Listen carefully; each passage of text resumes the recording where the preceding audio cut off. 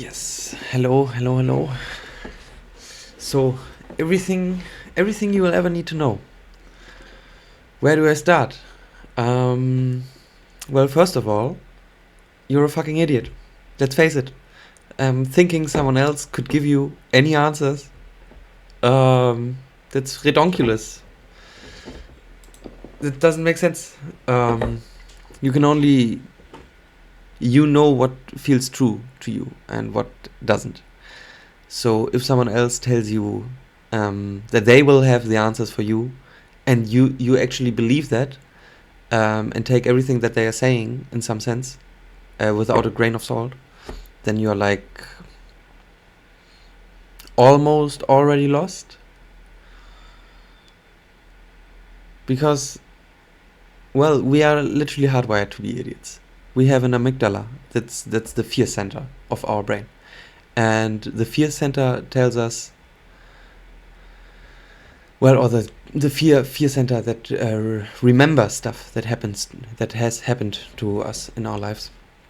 And if any situation occurs, literally any situation in your life, then the amygdala is always processing that and is thinking, okay, do we need to activate the sympathicus now, like the fight or flight modus, like faster heart beating, more brain, more blood energy everywhere, so you can survive. But these days, the amygdala is getting activated like all day long almost. If you open your mobile phone, if you go on social media, I mean, it depends on how your feed's looking like, right? But for a lot of cases, that's the thing. Like, we talk to people that make us feel bad because they are judging, because they are not being honest with themselves and with us. This all of this stuff is getting us, like, if you vent with another person and you are like angry at something, and you talk about that, just think about something that makes you angry, and then you can already feel like your heart is going faster, and your body, for your body, it's not a difference. The body cannot concern between reality and thoughts. So we are kind of losing ourselves in some sense, and that can, well, that can blind us, because we don't want to be in the fight or flight part of our body all day, because that literally produces cortisol, the stress hormone. And sometimes that's good, especially when we're doing a workout or when we're running away from a rapist. I don't know. But we also need to learn to activate our parasympathicus, the rest and digest part of our nervous system. And we do that by breathing, like slow breathe in, and then even longer breath out. And when we're breathing out, what really helps to activate the parasympathicus is we press our lips together, and then we I'm kind of feeling stupid doing this on cam, but like having some pressure on the lips, and then you try to blow through the lips a little bit. That creates some kind of barrier, and that tells the brain, okay, this is a peaceful moment. I can slow down now. And by that, a lot of systems are activated. A lot of other systems we don't need at that moment are deactivated, so we can calm down. Also, it really helps with sleep, because when we are in sleep and we're thinking like, oh, I need to sleep now, then we make some urgency on the sleep, and by that we activate the sympathicus again, like the fight or flight modus. And yeah, we are fucking ourselves in some sense. So it's good to breathe, to slow down, stop your thinking.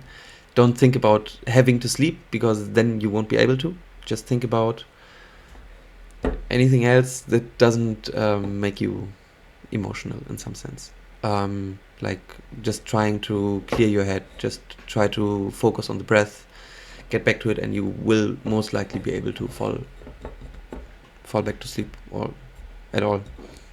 Probably it will take some time getting used to, but that's a really good and easy way how to how to calm down again.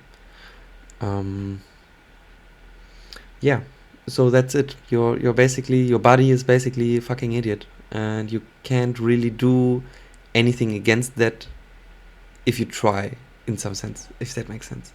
You are most likely able to do something, of course, if you do it like consciously. If you don't think about it, which is also what I'm telling you not to do, not thinking about. I'm pretty sure I'm making some sense to some, at least. I hope.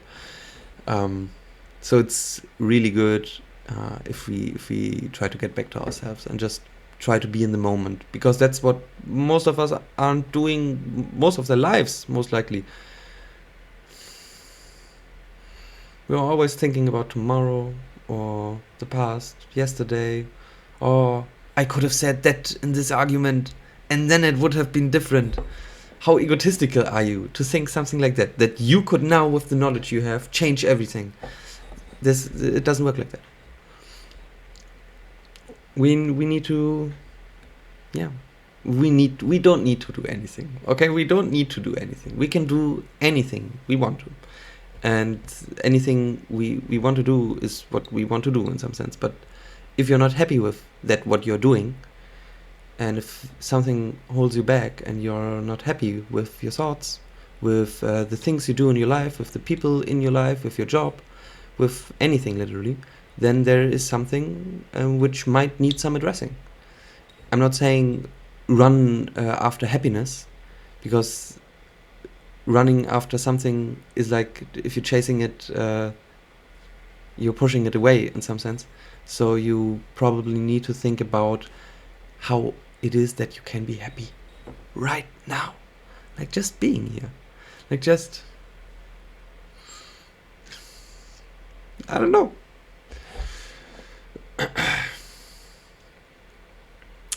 Yeah, how can we just be? Just accept that we don't know anything. All I know is that I know nothing. In some sense, then we will get to know the things that truly matter to us. Then we will get there where we want to be. Then we will have this compass in us that tells us, that shows us the direction. What does excite you? What does your heart beat for? What do you want to do with your life? And most people these days, they haven't really given that a thought, and that makes me sad in some sense. And I wish more people would do that. And I'm pretty sure a lot of people are doing that. I feel like there is like some kind of awakening for the whole world. It's gonna take some time, but if we all try to get back to our roots, and who am I really? If we ask us this question, that's like a really good question. Who are you? I'm not my body. I'm not my name. I'm not my job. What is left? What is left? Yeah, what is left then? If we take everything away, not even the thoughts. The thoughts is not even what defines us. We can decide what we are thinking in some sense. We can decide if we have bad thoughts, to dwell on them and to give them power, or to just, this thought, it's really nagging me, I don't like it, please go away, please just go away. Back to nice thoughts. Yeah, love is a nice thought. And if you think love, try, oh yes, I want that in my system.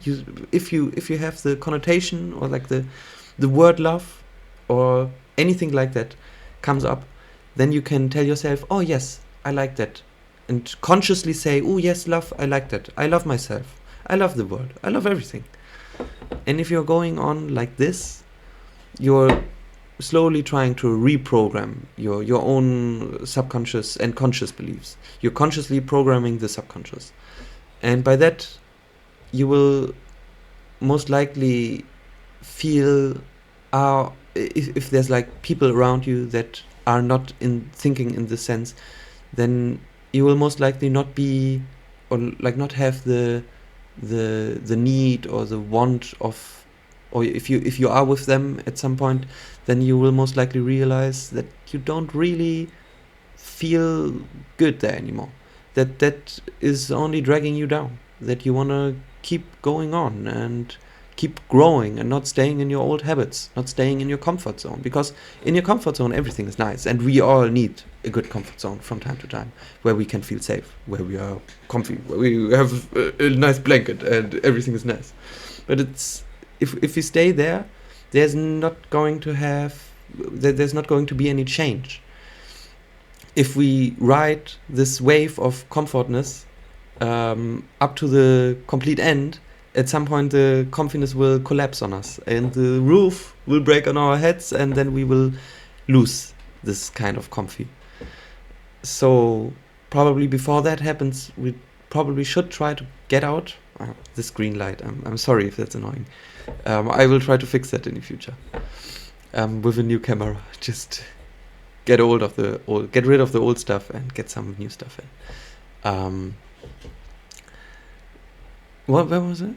Was I making sense? So just try to get out of the comfort zone. Then something will happen in a bigger sense. Like, change is always happening, but if you want like big change, if we're not comfortable with our comfort zone in some sense, like this comfort zone here, then we do need some change. And for that, we need to change something. All right, I think this was good. I hope something spoke to you. I hope you're doing all right, mate. Take care. Bye bye.